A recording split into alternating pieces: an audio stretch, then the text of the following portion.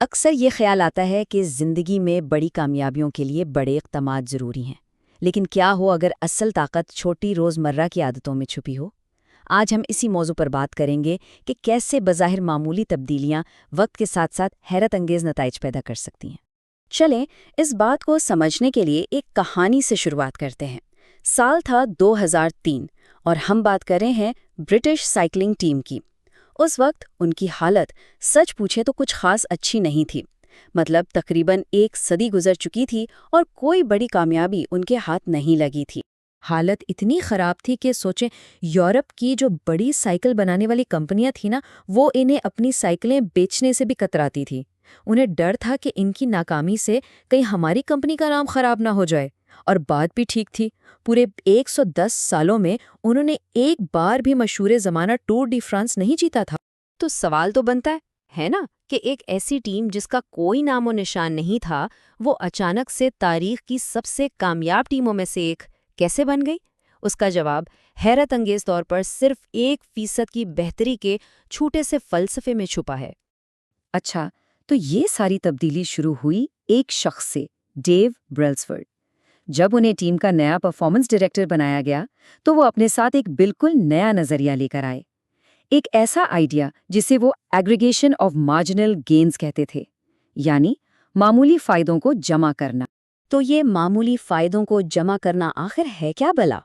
دیکھیے، اس کا مطلب بہت سادہ ہے، یہ کہ سائیکلنگ سے جڑی ہر چھوٹی سے چھوٹی چیز میں صرف 1% بہتری لائی جائے، اور جب یہ سینکڑوں 1% کی بہتریاں آپس میں ملتی ہیں نا، تو نتیجہ وہ واقعی حیران کر دیتا ہے۔ اور انہوں نے اس آئیڈیا کو عملی طور پر کیسے اپنایا، یہ واقعی کمال تھا۔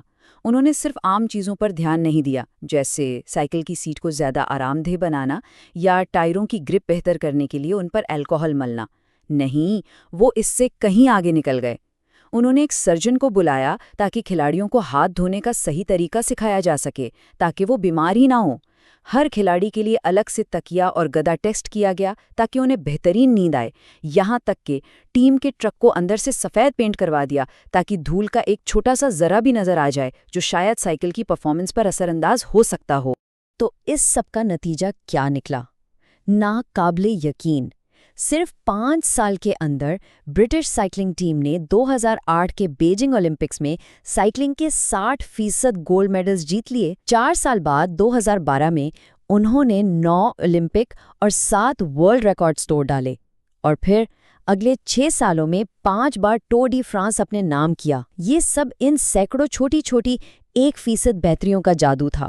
تو برٹش سائیکلنگ کی یہ کہانی صرف ایک ٹیم کی کامیابی کی داستان نہیں ہے، یہ ہمیں ایک بہت گہرا سبق سکھاتی ہے۔ یہ ہمیں کمپاؤنڈنگ کی طاقت کے بارے میں بتاتی ہے۔ چلیں اب ذرا اس کے پیچھے جو ریاضی اور سائنس ہے اسے سمجھتے ہیں۔ یہ نمبر دیکھیں، 37.78۔ شاید یہ ابھی ایک عام سا نمبر لگ رہا ہو، لیکن اس کے پیچھے ایک بہت بڑی حقیقت چھپی ہے۔ یہ نمبر بتاتا ہے کہ اگر کوئی شخص روزانہ صرف 1% خود کو بہتر بنائے تو 1 سال کے آخر میں وہ تقریباً 38 گنا، جی ہاں 37.78 گنا بہتر ہو چکا ہوگا۔ اور اگر اس کا موازنہ کیا جائے تو تصویر اور بھی صاف ہو جاتی ہے۔ دیکھیں، اگر روزانہ 1% بہتر ہوا جائے تو نتیجہ ہے 37.78، لیکن اگر روزانہ صرف 1% بدتر ہوا جائے تو سال کے آخر میں نتیجہ 0 کے قریب ہوتا ہے۔ فرق کتنا بڑا ہے! ایک طرف کامیابی کی بلندی ہے اور دوسری طرف تقریباً مکمل ناکامی۔ تو اس کو سمجھنے کا سب سے بہترین طریقہ ہے کمپاؤنڈ انٹرسٹ، یعنی مرکب سود کی مثال۔ عادتیں دراصل خود کو بہتر بنانے کا مرکب سود ہیں، بالکل ویسے ہی جیسے پیسے پر سود لگ کر وہ وقت کے ساتھ بڑھتا چلا جاتا ہے، اسی طرح ہماری چھوٹی چھوٹی اچھی عادتوں کے اثرات بھی وقت کے ساتھ جڑتے جاتے ہیں اور کئی گنا بڑھ جاتے ہیں۔ شروع میں شاید فرق محسوس نہ ہو، لیکن لمبے عرصے میں یہی چھوٹی عادتیں بہت بڑا فرق پیدا کر دیتی ہیں۔ ایک اور مثال سے اس بات کو سمجھتے ہیں۔ فرض کریں کہ ایک جہاز لاس اینجلس سے نیو یارک کے لیے اڑان بھرتا ہے۔ اگر پائلٹ اس کے راستے میں صرف 3.5 ڈگری کی بہت ہی معمولی سی تبدیلی کر دے تو جہاز نیو یارک کے بجائے واشنگٹن ڈی سی پہنچے گا۔ شروع میں تو یہ تبدیلی بالکل محسوس نہیں ہوگی، لیکن سفر کے آخر میں منزل سینکڑوں میل دور ہوگی۔ بالکل اسی طرح ہماری روزمرہ کی عادتیں ہماری زندگی کے جہاز کی سمت طے کرتی ہیں۔ اچھا، یہ سب سننے میں تو بہت اچھا لگتا ہے، لیکن ایک مسئلہ ہے جس کا سامنا ہم سب کو ہوتا ہے۔ جب کوئی نئی اچھی عادت اپنانے کی کوشش کی جاتی ہے تو شروع میں نتائج نظر نہیں آتے اور پھر مایوسی ہونے لگتی ہے۔ آخر ایسا ہوتا کیوں ہے؟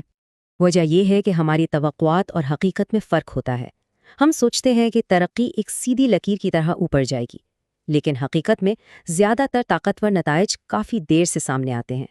اس دوران ایک خلا پیدا ہوتا ہے جسے پلیٹو آف لیٹنٹ پوٹینشل یا پوشیدہ صلاحیت کا پٹھار کہتے ہیں۔ یہ وہ وقت ہے جب محنت تو ہو رہی ہوتی ہے لیکن اس کا پھل نظر نہیں آ رہا ہوتا۔ اسے سمجھنے کے لیے برف کی مثال بہترین ہے۔ سوچیں کہ ایک کمرے میں برف کا ایک ٹکڑا رکھا ہے اور درجہ حرارت ہے 29 ڈگری۔ کچھ نہیں ہوگا۔ اب درجہ حرارت 30 ڈگری ہو گیا، ابھی بھی کچھ نہیں۔ 31 ڈگری، پھر بھی کچھ نہیں۔ لیکن اس کا مطلب یہ نہیں کہ کچھ ہو ہی نہیں رہا۔ توانائی جمع ہو رہی ہے، اور جیسے ہی درجہ حرارت 32 ڈگری پر پہنچتا ہے، برف پگھلنا شروع ہو جاتی ہے۔ وہ 1 ڈگری کی تبدیلی فیصلہ کن تھی، لیکن اس سے پہلے کی ساری محنت نے ہی اس تبدیلی کو ممکن بنایا۔ ایک سماجی مصلح جیکب ریز نے اس خیال کو بہت خوبصورتی سے بیان کیا ہے۔ وہ کہتے ہیں، جب کچھ بھی کام کرتا نظر نہیں آتا تو میں ایک پتھر کاٹنے والے کو دیکھتا ہوں۔ وہ اپنی چٹان پر ہتھوڑے مارتا رہتا ہے۔ شاید 100 ضربوں کے بعد بھی کچھ نہیں ہوتا، لیکن 101ویں ضرب پر وہ چٹان 2 ٹکڑے ہو جاتی ہے۔ اور مجھے معلوم ہے کہ یہ صرف آخری ضرب نہیں تھی جس نے یہ کام کیا، بلکہ اس سے پہلے لگنے والی تمام ضربوں کا مجموعہ تھا۔ تو اصل بات ثابت قدمی کی ہے۔ تو پھر سوال یہ ہے کہ اس مایوسی کی وادی سے کیسے نکلا جائے؟ ہمت ہارے بغیر کوشش کیسے جاری رکھی جائے؟ اس کا جواب ہے اپنی سوچ کو بدلنے میں، اپنی توجہ اہداف یعنی گولز سے ہٹا کر نظام یعنی سسٹمز پر مرکوز کرنے میں۔ اچھا، تو ان دونوں میں فرق کیا ہے؟ اہداف یعنی گولز وہ نتیجہ ہیں جو حاصل کرنا ہے، جیسے مجھے چیمپئن شپ جیتنی ہے، جبکہ نظام یعنی سسٹم وہ پورا عمل ہے جو اس نتیجے تک پہنچاتا ہے، جیسے روزانہ کی پریکٹس، صحیح کھلاڑیوں کا انتخاب اور کوچنگ کا طریقہ کار۔ صرف اہداف پر توجہ مرکوز رکھنے میں کچھ مسائل ہیں۔ پہلا تو یہ کہ جیتنے والوں اور ہارنے والوں دونوں کے اہداف ایک جیسے ہی ہوتے ہیں۔ دوسرا، ہدف حاصل کرنا صرف ایک لمحے کی تبدیلی ہے۔ تیسرا، اہداف خوشی کو مستقبل کے کسی نتیجے سے جوڑ دیتے ہیں۔ اور چوتھا، ہدف حاصل ہونے کے بعد اکثر لوگ واپس پرانی روش پر آ جاتے ہیں، جسے یو اثر کہتے ہیں۔ اور یہ اس پوری بحث کا سب سے اہم اور مرکزی خیال ہے جسے یاد رکھنا بہت ضروری ہے، کہ انسان اپنے اہداف کی سطح تک بلند نہیں ہوتا، بلکہ وہ اپنے نظام کی سطح تک گرتا ہے۔ اصل چیز روزمرہ کا عمل ہے، نہ کہ صرف بڑے بڑے خواب دیکھنا۔ اور یہیں پر ایٹمی عادت یعنی اٹامک ہیبٹ کا تصور آتا ہے۔ یہ کیا ہے؟ یہ ایک ایسی باقاعدہ روٹین یا عادت ہے جو نہ صرف بہت چھوٹی اور کرنے میں آسان ہو، بلکہ یہی ناقابل یقین طاقت کا ذریعہ بھی ہو۔ یہ اس بڑے نظام کا ایک بنیادی جزو ہے۔ بالکل جیسے ایٹم مل کر مالیکیول بناتے ہیں، ویسے ہی یہ چھوٹی عادتیں مل کر بڑی کامیابیاں تخلیق کرتی ہیں۔ تو آخر میں یہ سوال سوچنے کے لیے رہ جاتا ہے کہ ہماری روزمرہ کی عادتیں ہمارے مستقبل کی بنیاد رکھ رہی ہیں۔ کیا ان کی سمت درست ہے؟ کیونکہ زندگی کی منزل کا تعین بڑے خواب نہیں کرتے، بلکہ وہ چھوٹے چھوٹے قدم کرتے ہیں جو روزانہ اٹھائے جاتے ہیں۔